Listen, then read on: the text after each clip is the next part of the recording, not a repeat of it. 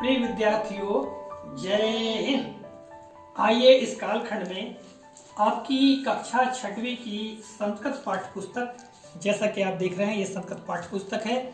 और जब इस पाठ्य पुस्तक का प्रारंभ करते हैं तो आप देखेंगे यहाँ पर प्रथमः पाठा के पहले यहाँ पर स्तुति श्लोकाः दिए गए हैं। वो देखिएगा ये स्तुति श्लोकाः। और आपने देखा होगा कि जब भी हम पूजा आराधना या आरती करते हैं उसके पश्चात इन श्लोकों को बोला जाता है। तो विद्यार्थियों, इन श्लोकों का हिंदी अर्थ भी हमको ज्ञात होना चाहिए और इस वीडियो में हम आपको इन श्लोकों का हिंदी अर्थ, हिंदी अनुवाद ही बताने वाले हैं। देखिएगा मेरे साथ में पावनी प्रवीण जो कि कक्षा 6वीं में अध्ययनरत है, आप भी इनके साथ में इस वीडियो के माध्यम से अध्ययन कीजिएगा। एक महत्वपूर्ण बात मैं आपको बता दूं कि यदि आप लोगों को इन श्लोकों के हिंदी अनुवाद का लिखित रूप चाहिए तो आपको हमारी वेबसाइट www.infosarif.com पर जाना है और हमने जो अनुवाद की लिंक है इस लिंक को इस वीडियो के डिस्क्रिप्शन बॉक्स में देकर रखा है। तो विद्यार्थियों, आइए प्रारंभ करते हैं। तो बच्चों, आप लोग देख रहे हैं यहाँ पर स्तुति श्लोकाः और यहाँ पर चित्र में आप एक बालक और एक बालिका को देख रहे हैं जो कि प्रार्थना की मुद्रा में है, अर्थात प्रार्थना कर रहे हैं। हम लोग भी जब पूजा पाठ करते हैं, ईश्वर की आराधना करते हैं तो इसी तरह से हाथ जोड़ते हैं और भगवान की प्रार्थना करते हैं। और प्रार्थना करने के लिए हम इन श्लोकों का प्रयोग करते हैं, जैसा कि ये श्लोक बताए गए हैं। ठीक है, तो देखिएगा आज हम इन श्लोकों का आपको हिंदी में अर्थ बताते हैं।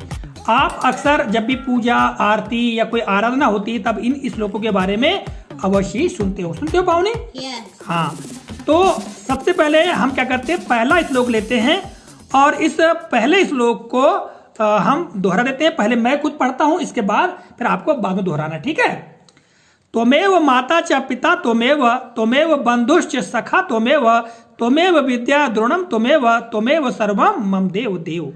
तो बेटा आपको अब मेरे पीछे बोलना है, त्वमेव माता च पिता त्वमेव माता च पिता त्वमेव बंधुश्च सखा त्वमेव बंधुः सखा त्वमेव विद्या द्रोणम विद्या द्रोणम त्वमेव सर्वम मम देव देव। सर्वं मम देव देव। तो बेटा इस श्लोक में ईश्वर से प्रार्थना की गई है कि आप ही सब कुछ हो। यानी हम जब प्रार्थना करते हैं तो आपने देखा होगा जब आरती पूरी होती है किसी ईश्वर की, कोई देवी जी की, उसके पश्चात इस श्लोक को हम अवश्य बोलते हैं बेटा? yes. हाँ, तो इस श्लोक में हम ईश्वर से ये प्रार्थना करते हैं कि हे ईश्वर, आप हमारे लिए सब कुछ हो। अब इसका अर्थ देख लेते हैं। सबसे पहले देखेंगे हम त्वमेव माता च पिता त्वमेव। यहाँ पर त्वमेव का मतलब है तुम ही हो। माता यानी माँ, यानी तुम ही माँ हो। च पिता त्वमेव, और च का मतलब क्या होता है? और तुम पिता त्वमेव, तुम ही क्या हो? पिता हो। त्वमेव बंधुश्च, त्वमेव यानी तुम ही हो। बंधु मतलब भाई बंध, हमारे बंधुजन। ठीक है, तुम ही हमारे बंधु हो, तुम हमारे भाई बहन हो। ठीक है, देखो त्वमेव बंधु सखा त्वमेव, और यहाँ पर च लगा हुआ है, इस च का मतलब और है। और सखा त्वमेव, सखा यानी मित्र या सहेली, और तुम ही हमारे क्या हो? मित्र हो, हमारी सहेली हो। ठीक है, yes. आगे त्वमेव विद्या, और विद्या जो हम पढ़ते हैं, ज्ञान प्राप्त करते हैं, जो विद्या अर्जन करते हैं, उस विद्या के लिए कहा गया है कि तुम ही हमारी क्या हो? विद्या हो। द्रविणम त्वमेव, और द्रविणम का मतलब होता है धन दौलत, धन ऐश्वर्य, और धन दौलत सब कुछ क्या हो? तुम ही हो, यानी तुम ही क्या हो? धन हो। तो त्वमेव विद्या, तुम ही क्या हो? विद्या हो। द्रोणम त्वमेव, तुम ही क्या हो? धन हो, दौलत हो। त्वमेव सर्वम मम देव देव, हे मेरे देव, हे मेरे ईश्वर, मेरे लिए तुम सब कुछ हो। सर्वम यानी सब कुछ, तुम मेरे लिए क्या हो? सब कुछ हो।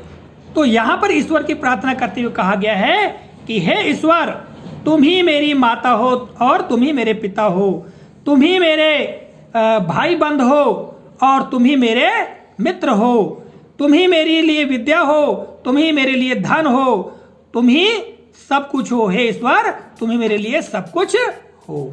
ठीक है बेटा? yes. अब देखिएगा दूसरा श्लोक आता है यहाँ पर, और यह श्लोक गुरु वंदना है। हम गुरु की जब वंदना करते हैं तो गुरु के लिए इस श्लोक का प्रयोग किया गया है। और गुरु को त्रिदेव जो है, त्रिदेव कौन कौन है त्रिदेव? ब्रह्मा जी, हाँ? विष्णु जी और शंकर जी। हाँ, इनको त्रिदेव कहते हैं। तो गुरु को इन त्रिदेवों के समान बताया गया है, उनके तुल्य बताया गया है। ठीक है, तो सबसे पहले हम इस श्लोक को पढ़ लेते हैं, इसके पश्चात आपको बाद में दोहराना। ठीक है। गुरुर् ब्रह्मा गुरुर्विष्णु गुरुर्देवो महेश्वरः गुरु साक्षात परम ब्रह्म तस्मै श्री गुरुवे नमः। अब मेरे पीछे दोहराना है। गुरुर् ब्रह्मा गुरुर्विष्णु गुरुर्ब्रह्मा गुरुर्विष्णु गुरुर्देवो महेश्वरः गुरुर्देवो महेश्वरः गुरु साक्षात परम ब्रह्म गुरुर्साक्षात् परम ब्रह्म तस्मै श्री गुरुवे नमः। तस्मै श्री गुरुवे नमः। तो यहाँ पर ऐसे गुरु को प्रणाम करने के लिए कहा गया है, अर्थात कहा गया है कि गुरु ही ब्रह्मा है। गुरुर ब्रह्मा अर्थात गुरु ही ब्रह्मा है। ब्रह्मा जी के बारे में जानते हो? यस। हाँ, तो गुरु ही क्या है? ब्रह्मा जी हैं। गुरुर विष्णु और गुरु ही विष्णु जी हैं, यानी भगवान श्री हरि हैं। गुरुर देवो महेश्वरा यानी गुरु ही भगवान शंकर हैं। गुरु साक्षात परम ब्रह्म यानी गुरु ही परम ब्रह्म है, यानी वो परम ईश्वर है। गुरु ही कौन है? साक्षात यानी हमारे सामने साक्षात मूर्ति के रूप में उस परम ब्रह्म के समान है। कौन है? गुरु हैं। तस्मै श्री गुरुवे नमः। ऐसे गुरु को मेरा प्रणाम है। ऐसे गुरु को मेरा प्रणाम है। तस्मै यानी ऐसे, श्री गुरुवे नमः यानी श्री गुरु को मेरा प्रणाम है। तो देखो यहाँ पर गुरु की महिमा गाते हुए गुरु के बारे में बताया गया है, क्योंकि गुरु हमको क्या देता है? ज्ञान देता है, हमें सद्मार्ग पर चलने की प्रेरणा देता है ना? शिक्षा देता है। इसलिए गुरु को ब्रह्मा विष्णु और महेश के समान बताया गया है। और गुरु को ही कहा गया कि वो परम ब्रह्म के समान साक्षात हमारे सामने अवस्थित है। तो ऐसे गुरु को मेरा प्रणाम है। ठीक है। अब देखिएगा अगला श्लोक क्या है यहाँ पर, पहले हम पढ़ लेते हैं। मूकम करोति वाचालम पंगुम लंघ्यते गिरिम यत् कृपा तमहम वंदे परमानंद माधवम। अब मेरे पीछे दोहराना है। मूकम करोति वाचालम मूकम करोति वाचालम पंगुम लंघ्यते गिरिम पंगुम लंघते गिरिम यत् कृपा तमहम वंदे यत् कृपा तमहम वंदे परमानंद माधवम। परमानंद माधवम। अब बेटा इसमें ऐसे परम आनंद ईश्वर ने श्री माधव को प्रणाम करने के लिए कहा गया है, जिसकी कृपा से गूंगे बोलने लगते हैं और लंगड़े पर्वत को भी पार कर लेते हैं। अब देखिएगा यहाँ पर मूकम करोति वाचालम अर्थात गूंगा भी बोलने लगता है। पंगुम लंघ्यते गिरिम यानी जो लंगड़ा है वो गिरि यानी पर्वत को पार कर लेता है, लांघ लेता है। यत् कृपा तमहम वंदे यानी हे ईश्वर आपकी कृपा जिस पर हो जाए, यानी जिस पर कृपा आपकी हो जाए तो फिर गूंगे भी क्या होने लगते हैं? बोलने लगते हैं, और लंगड़े भी पर्वतों को पार कर लेते हैं। ऐसे परम आनंद ईश्वर यानी श्री माधव को मेरा प्रणाम है। ठीक है। हाँ, फिर इसके पश्चात देखिएगा यहाँ पर माता शारदा की यहाँ पर वंदना की गई है और उनसे प्रार्थना करते हुए कहा गया है कि हमें बुद्धि और विद्या प्रदान करो। अब देखिएगा सबसे पहले हम इस श्लोक को पहले पढ़ लेते हैं। नमस्ते शारदे देवी काश्मीरपुर वासिनी त्वामहं प्रार्थये नित्यम विद्याम बुद्धि च देहि मे। आपको मेरे पीछे दोहराना है। नमस्ते शारदे देवी नमस्ते शारदे देवी काश्मीरपुर वासिनी काश्मीरपुर वासिनी त्वामहं प्रार्थये नित्यम त्वामहं प्रार्थये नित्यम विद्याम बुद्धि च देहि मे। विद्याम बुद्धि च देहि मे। इसमें माता शारदा, देखिए माता शारदा का प्रयोग माता सरस्वती के लिए किया गया है, अर्थात सरस्वती को माँ शारदा भी कहते हैं। यानी हे शारदा माँ, हे माता सरस्वती आपको मेरा प्रणाम। ठीक है। काश्मीरपुर वासिनी यानी काश्मीरपुर अर्थात कश्मीर नगर में निवास करने वाली। अब देखिएगा, जो कश्मीर प्रदेश है वह पर्वतीय स्थलीय है ना, यानी पर्वतीय क्षेत्र है। तो ऐसे पर्वतीय क्षेत्र में रहने वाली हे माता सरस्वती, हे माता शारदा, आपको मेरा नमस्कार है, आपको मेरा नमस्कार। प्रणाम है।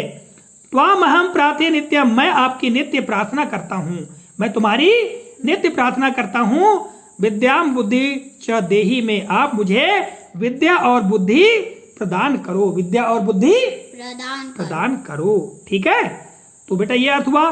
और अंत में देखिएगा, बहुत ही महत्वपूर्ण श्लोक है।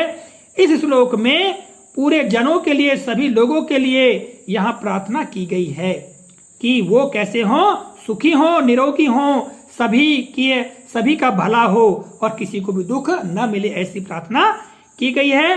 तो चलिए सबसे पहले मैं इस श्लोक को पढ़ लेता हूँ। सर्वे भवन्तु सुखिनः, सर्वे सन्तु निरामया, सर्वे भद्राणि पश्यन्तु मा कश्चित् दुर्भाग् भवेत्। आपको मेरे पीछे दोहराना है। सर्वे भवन्तु सुखिनः, सर्वे भवन्तु सुखिनः, सर्वे सन्तु निरामयाः, सर्वे सन्तु निरामयाः, सर्वे भद्राणि पश्यन्तु, सर्वे भद्राणि पश्यन्तु, मा कश्चित् दुर्भाग् भवेत्, मा कश्चित् दुर्भाग् भवेत्। अब देखो बेटा, यहाँ पर कहा गया है कि सर्वे भवन्तु सुखिनः, सभी लोग कैसे हों, सुखी हों। कैसे हों? सुखी हों। सर्वे सन्तु निरामया, और सभी लोग निरोगी हों। निरामया यानी निरोगी हो, कोई किसी प्रकार का रोग ना हो। बेटा जैसा कि तुम जानते हो, वर्तमान में कोरोना महामारी पूरे विश्व में फैली हुई है।